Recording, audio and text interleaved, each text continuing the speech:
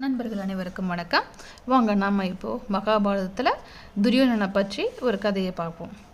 துர்வாச மகரிஷி திடீரென்று ஹஸ்தினாபுரத்திற்கு துரியோதன மன்னனிடம் வந்து சேர்ந்தார். இந்த மகரிஷி தான் பல ஆண்டுகளுக்கு முன்பு பாண்டவர்களின் தாயாகிய குந்தி தேவி சிறுமியாயிருந்த பொழுது அவள் விரும்பிய தேவதையை தன்னிடத்து ஆகாவனம் செய்து கொள்ளும் சக்தி வாய்ந்த மந்திரத்தை உபதேசித்து அருளினார். இம்மாமுனிவர் 10,000 சிஷ்யர்களோடு ஹஸ்தினாபுரத்தில் தோன்றி வேந்தனுடைய விருந்தோம்பலை எதிர்பார்த்து நின்றார். முன்கோபமே வடிவெடுத்தவர் இம்மாமுனிவர். இவரை திருப்திப்படுத்த வல்லவனுக்கு சௌபாகியம் அனைத்தையும் எடுத்து வழங்கும் தபோபலன் இவரிடத்தில் இருந்தது. இவர் கோபித்து கொண்டால் யாரையுமே துர்பாக்கியத்தில் திணறும்படி செய்யும் சாப வன்மையும் இவரிடத்தில் அமைந்திருந்தது.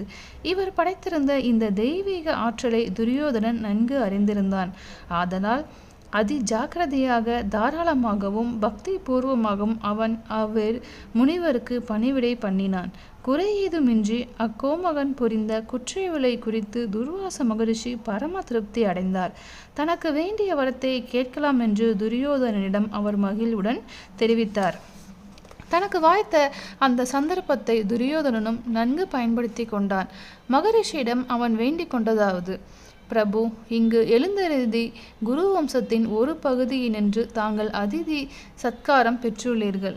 இக்குடும்பத்தின் மற்றொரு பகுதி வனத்தில் வசித்து வருகிறது. அங்கு எழுந்தருளும் தபஸ்விகளுக்கெல்லாம் அப்பகுதி பணியாற்றி வருகிறது. அப்படி வருகிறவர்களுக்கு நாளெல்லாம் உணவு படைத்து பணிவிடை பண்ணுவதில் திரௌபதி உற்சாகம் மிக படைத்திருந்தாள். அவள் நண்பகல் உணவு அருந்தின பிறகு தங்களுக்கு பிக்ஷையிடும்படி அவளிடம் தாங்கள் வேண்டுவீர்களாக. இதையே வரமாக நான் உங்களிடமிருந்து பிரார்த்திக்கிறேன். துரியோதனன் தன்னுடைய விருப்பப்படியே நடந்து கொள்ள துர்வாச மகரிஷி சம்மதம் கொடுத்துவிட்டு பாண்டவர்களுடைய ஆசிரமத்தை நோக்கி புறப்பட்டு போனார். இப்பொழுது துரியோதனனும் கர்ணனும் சகுனியும் பரமானந்தத்தில் திளைத்திருந்தனர். தெய்வாதீனமாக தங்களுக்கு ஒரு நல்ல வாய்ப்பு அமைந்தது என அவர்கள் மகிழ்வடைந்தனர். ஏனென்றால் திரௌபதி பகலுணவு அருந்திய பிறகு அன்றைக்கு வேறு யாருக்குமே ஒரு கவலம் அன்னம் படைக்க வல்லவளாக ஆக மாட்டாள். உணவை நாடி வந்த விருந்தினர்கள் அடுத்த நாள் வரையில் காத்திருந்தாக வேண்டும். இத்தகைய நெருக்கடி அமைந்தால் துர்வாச மகரிஷிக்கு பெரும் கோபம் உண்டுவிடும். அவரிடம் சாபம் பாண்டவர்களை சாம்பலாக்கிவிடும். இத்தகைய சூழ்நிலை தற்செயலாய் வந்தமைவதாயிற்று. அதன் விளைவாக கௌரவர்கள் பொறுப்பாளிகள் ஆக மாட்டார்கள். எனவே பாண்டவர்களின் அழிவை அவர்கள் ஆவலோடு எதிர்பார்த்திருந்தனர். ஒரு நாள் பிற்பகலில் துர்வாசரும் பெரும் கூட்டமாக வந்த அவருடைய சிஷ்யர்களும் பாண்டவர்களுடைய ஆசிரமத்திற்கு வந்து சேர்ந்தார்கள். அப்படி வந்தவர்களை பாண்டவ சகோதரர்களும் முறைப்படி தக்க மரியாதையுடன் வரவேற்றார்கள்.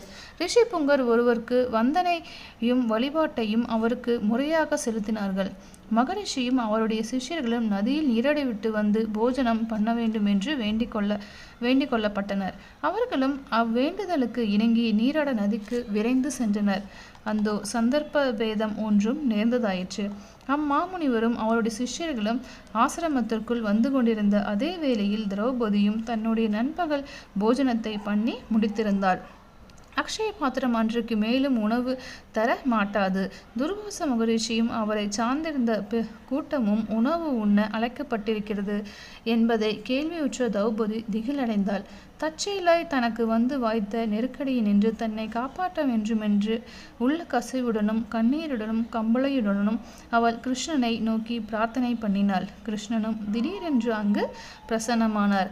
அப்படி வந்தவர் தனக்கு உற்றிருந்த கொடும் பசியை போக்க வேண்டுமென்று திரௌபதியிடம் தெரிவித்தார். நெருக்கடிக்கு மேல் புதிதாக வந்துள்ள இந்த நெருக்கடி அந்த மாதரசியை ஆறா துயரத்தில் ஆழ்த்தியது. அவள் கதறி பதறி அழலாயினாள். கிருஷ்ணனும் அவளுக்கேற்ற வேதனையை அறிந்து கொண்டார். அவளிடமிருந்து அக்ஷய பாத்திரத்தை கொண்டு வரும்படி வேண்டினார். திரௌபதி கொண்டு வந்து நீட்டிய அக்ஷர பாத்திரத்தினுள் கிருஷ்ணன் கூர்ந்து பார்த்தார். அதனுள் ஒரு பருக்கை அன்னம் ஒட்டி கொண்டிருந்தது. மகிழ்வுடன் அந்த அன்னத்தை கிருஷ்ணர் சுரண்டி எடுத்தார். அப்படி எடுத்த அன்னத்தை அவர் தன் வாய்க்குள் போடும் பொழுது, என் பசி முற்றிலும் அகன்று போயிற்று. விளாட்புடைக்க உணவு உண்டவர் ஆகியுள்ளேன். மேற்கொண்டு ஒரு கவலம் கூட என்னால் ஏற்க முடியாது என்றார் கிருஷ்ணர்.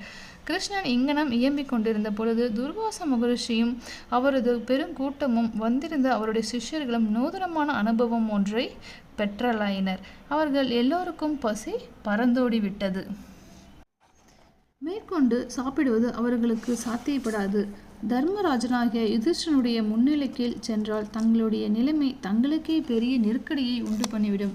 இனி ஏதேனும் புதிய உணவை பார்த்தால் வயிற்றில் உள்ளதும் வெளியே கிளம்பிவிடும்.